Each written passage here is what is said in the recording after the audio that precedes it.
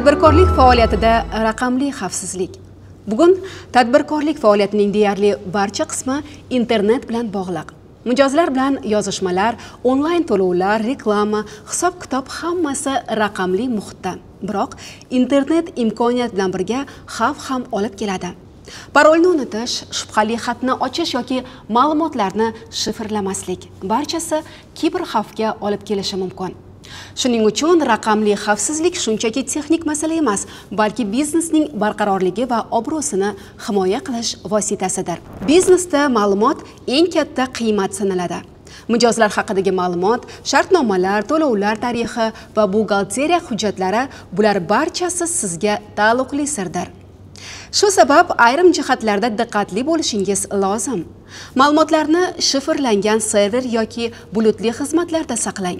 Masalan, Google Drive Business, OneDrive for Business. Ommaviy kompyuterlarda hujjat ochmang.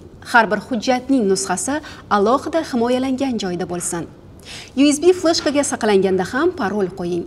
Unutmang, ma'lumotingizni yo'qotsangiz, ishonchni ham yo'qotasiz. Kiber xavflarning katta qismi parollar orqali amalga oshiriladi. Shuning uchun har qanday muhim tizimda ikki bosqichli autentifikatsiyani yoqish tavsiya etiladi. Birinchi bosqich parolni kiritish. Ikkinchi bosqich telefonga yoki pochtaga kelgan kodni tasdiqlash. Shunda kimdir sizning parolingizni bilib olsa ham kodsiz kira olmaydi. Tadbirkorlar uchun muhim maslahatlar. Har bir xodimga shaxsiy login va parol ajrating. Tizimda kirish harakatlarini nazorat qiling. Har 36 oyda parollarni yangilashni odat qiling. Ko'plab kiber xavflar texnik xatolardan emas, inson xatosidan kelib chiqadi. Xodim shubhali xatni ochadi, noto'g'ri faylni yuklab oladi va virus tizimga kirib ketadi. Shu sabab xodimlar uchun kiber xavfsizlik bo'yicha qisqa onlayn o'quv kurs tashkil eting. Parol yaratish va ma'lumotlar bilan ishlash qoidalarini yozma shaklda bering. Xodimlarga phishing xatlari nima ekanini va ulardan qanday himoyalanishni tushuntiring. Tizim ishlamay qolishi yoki ma'lumotlar yo'qolishi bu har qanday biznesda bo'lishi mumkin. Shu sabab har doim rezerv nusxa bo'lishi kerak. Har hafta yoki har oy muhim hujjatlarni saqlang. Nusxani boshqa serverda yoki bulutda saqlang. Zaxira faylining ustidan yozaman demang, yangi fayl sifatida saqlang. Tezkor tekshiruv sizning biznesingiz himoyalanganini aniqlab turadi. Ma'lumotlaringiz shifrlangan holda saqlanadimi? Xodimlarda o'z login va parol bormi?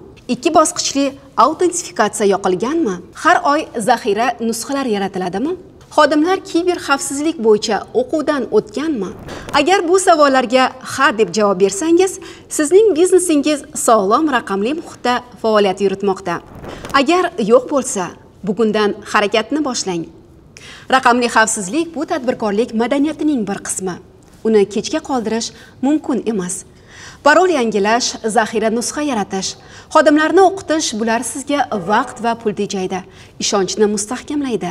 Biznesingizni muhofaza qilish, mijozlaringizni muhofaza qilish demak.